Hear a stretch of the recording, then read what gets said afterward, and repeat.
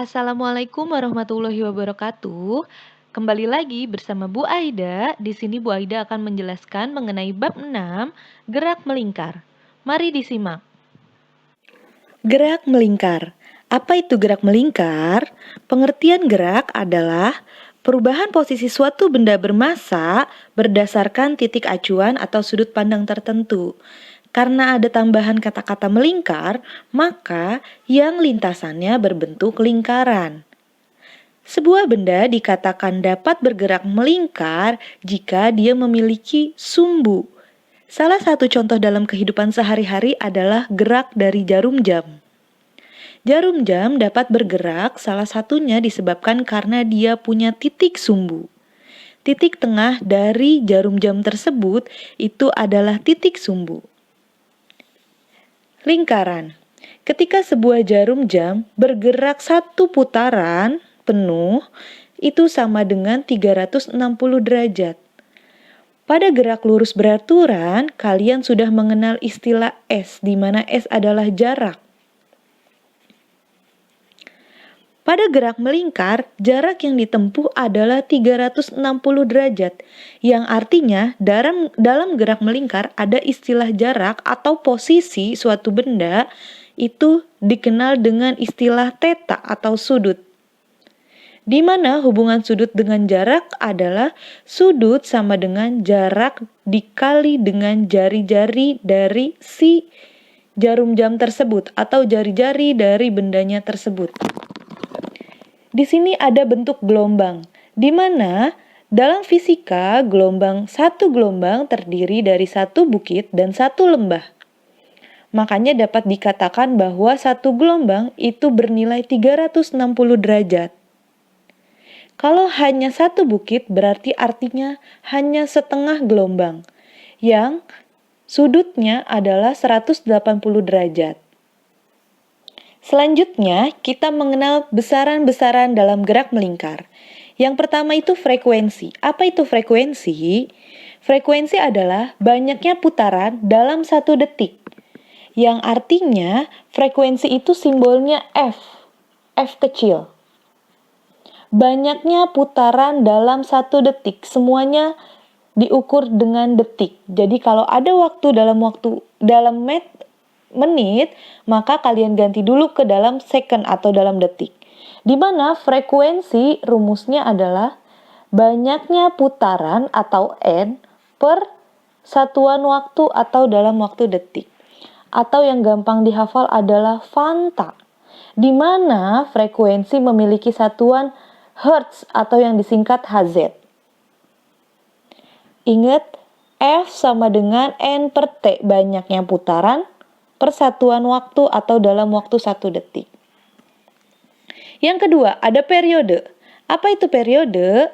Periode adalah banyaknya waktu dalam satu putaran. Kalau ini tadi banyaknya putaran dalam 1 detik, sedangkan periode banyaknya waktu dalam satu putaran.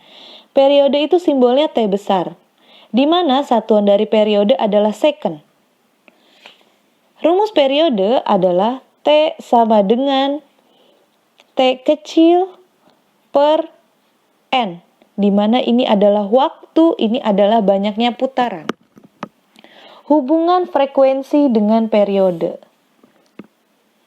Frekuensi itu N per T, sedangkan periode itu T per N. Secara garis besar kita bisa melihat bahwa ini adalah keterbalikan. F sama dengan N per T, ini jadi T per N. Makanya hubungan mereka berdua adalah frekuensi adalah keterbalikan dari periode atau periode adalah keterbalikan dari frekuensi. Selanjutnya, yang ketiga ada kecepatan linear, di mana kecepatan linear itu simbolnya adalah V, kecepatan yang biasa kalian ketahui. Kecepatan linear satuannya adalah meter per second, di mana kecepatan linear yang kalian ketahui di gerak lurus itu rumusnya adalah S per T, di mana jarak dibagi waktu. Dalam gerak melingkar, kecepatan linear itu menempuh jarak satu kali lingkaran atau keliling lingkaran. Jadi kecepatan linear dalam gerak melingkar itu di luar. Di sini maksudnya. Ini V-nya bergerak ke sini, ini bergerak ke sini, ini bergerak ke sini. Ini adalah V-nya. Jadi untuk menempuh satu kali lingkaran artinya dia mengelilingi lingkaran. Jadi jarak pada kecepatan linear adalah keliling lingkaran, di mana keliling lingkaran adalah 2πr per T adalah waktu yang ditempuh untuk satu kali lingkaran. Artinya periode. Makanya rumus V adalah 2π dikali R per T. Atau ini boleh ditulis 2πr dikali 1 per T. Ini sama aja kan? 1 per T tadi adalah frekuensi. Makanya rumus V juga bisa dijadikan 2πr dikali frekuensi. Tergantung yang mana diketahui. Yang keempat, kecepatan sudut. Kalau kecepatan sudut itu adalah gerak dari si jarum jam sendiri yang di dalam sini membentuk sebuah sudut. Makanya kecepatan sudut simbolnya itu omega. Di mana satuan dari omega adalah radian per second. Kecepatan sudut itu sama dengan jarak lingkaran itu berarti sudutnya. Tetanya per satuan waktu. Di mana theta itu besarnya tadi untuk mengelilingi satu putaran 360 derajat. Per waktu untuk menempuh satu kali putaran adalah periode. 360 itu sama dengan 2π per periode. Ini adalah rumus kecepatan sudut. Atau dalam kata lain, boleh bisa tulis 2π dikali 1 per T. Ya nggak sama kan? Kemudian 1 per T adalah frekuensi. Makanya rumus omega juga bisa jadi 2π dikali frekuensi atau 2πf. Hubungan kecepatan sudut dengan kecepatan linear. Hubungan keduanya adalah di sini boleh ditulis V di mana 2πr dikali f. Sedangkan omega adalah 2πf. 2πf itu adalah omega. Makanya bisa boleh diganti V sama dengan ini boleh diganti jadi omega. Omega dikali R. Ini adalah hubungan V dengan omega. Atau kalau kita balik omega sama dengan V dibagi R. Oke, selanjutnya ada yang kelima, percepatan sentripetal. Di mana percepatan sentripetal itu simbolnya adalah AS, di mana satuannya adalah meter per second kuadrat. Rumus dari percepatan sentripetal itu adalah AS sama dengan omega kuadrat dikali R. Atau AS sama dengan V kuadrat dibagi R. Atau bisa kita ganti omeganya. Di mana tadi omega itu sama dengan 2πf. Makanya AS-nya juga bisa kita ganti. AS sama dengan, ini boleh diganti, 2πf dikuadratkan dikali R. Atau pakai omega sama dengan 2π per T, boleh. Berarti AS-nya sama dengan 2π per T dikuadratkan dikali R. Boleh pakai rumus yang mana saja yang menurut kalian lebih mudah. Yang keenam, itu ada gaya sentripetal. Apa itu gaya sentripetal? Gaya sentripetal adalah gaya yang membuat benda itu menuju ke pusat lingkaran. Jadi yang mempertahankan si jarum jam itu adalah sumbunya. Nah, yang makin mempertahankan dia lagi adalah gaya yang menuju ke sumbunya itu. Makanya yang disebut dengan gaya sentripetal. Gaya sentripetal itu rumusnya hampir sama dengan gaya biasa di mana simbolnya adalah F besar, yang satuannya adalah Newton. Rumus F itu sama dengan M dikali A. F sama dengan massa dikali percepatan. Karena di sini boleh diganti jadi gaya sentripetal, maka A-nya adalah percepatan dari si sentripetal. Oleh karena itu, rumus dari gaya sentripetal adalah massa dikali percepatan sentripetal atau boleh dimasukin ini, omega kuadrat dikali R. Atau yang lebih gampang kalian hafalin adalah mauar. mw² dikali R. Di mana M adalah massa, omega adalah kecepatan sudutnya, R adalah jari-jari dari si benda tersebut. Atau kalau mau diganti pakai yang V, boleh aja. Di mana gaya sentripetal sama dengan M-nya tetap turun, percepatan sentripetalnya boleh dimasukin V² per R. Sama aja. Satuannya sama-sama Newton. Berikut adalah satuan-satuan dari gerak linear atau gerak lurus. Yang pertama kalian udah kenal dengan istilah S, di mana S adalah jarak yang satuannya adalah meter.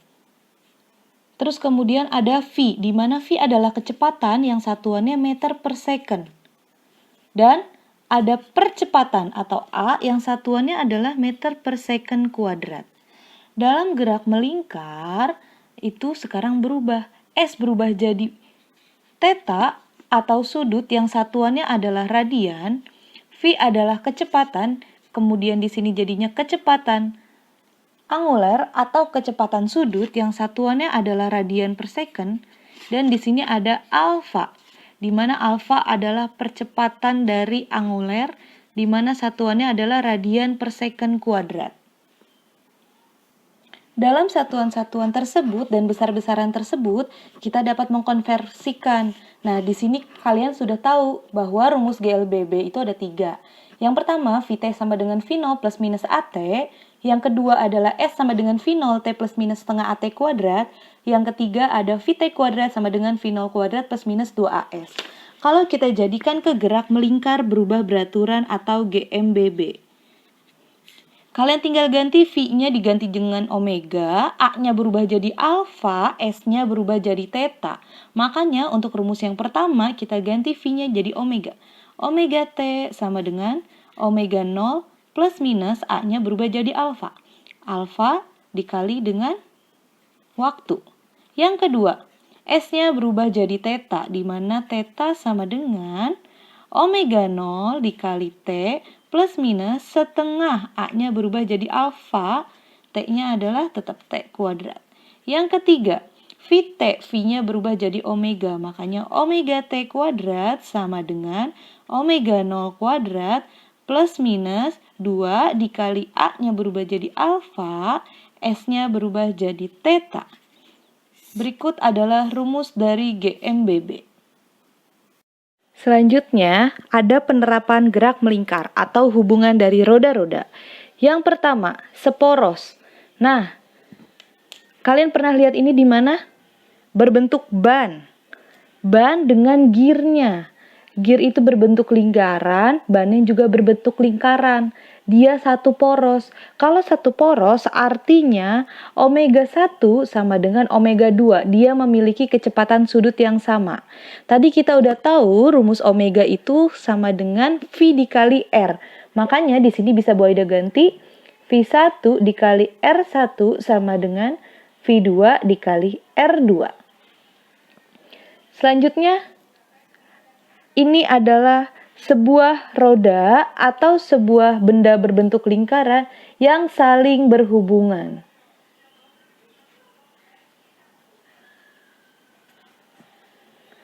Atau saling menyentuh. Nah, biasanya dia itu berbentuk gigi-gigi atau gerigi. Pernah kalian lihat bahwa hubungan roda-roda yang saling berhubungan atau saling bersentuhan itu ada di core tab, correction tab, atau ada di mesin jam tangan.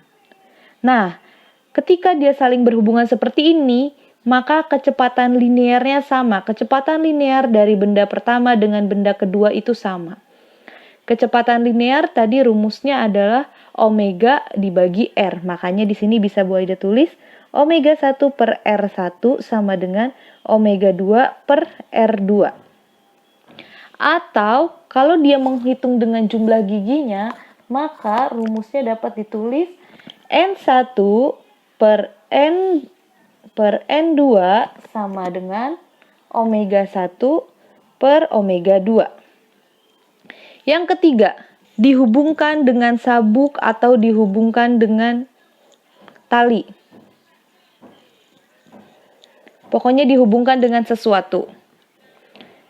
Ini pernah kalian lihat di mana? Ini salah satu contohnya adalah rantai sepeda, rantai motor, atau kalau kalian pernah ke pasar, pernah lihat parutan kelapa yang begini.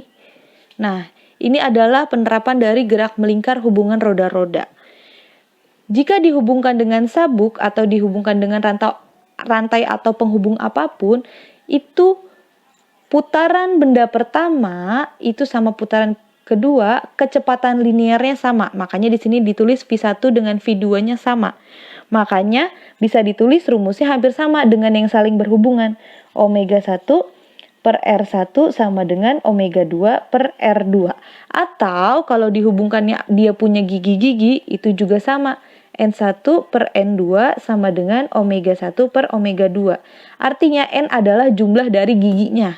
Jumlah dari si gerigi-gerigi ini. Nah, yang membedakan yang kedua dengan yang ketiga adalah kalau yang kedua dia bergerak berlawanan arah. Benda pertama dengan benda keduanya berlawanan arah, ya enggak?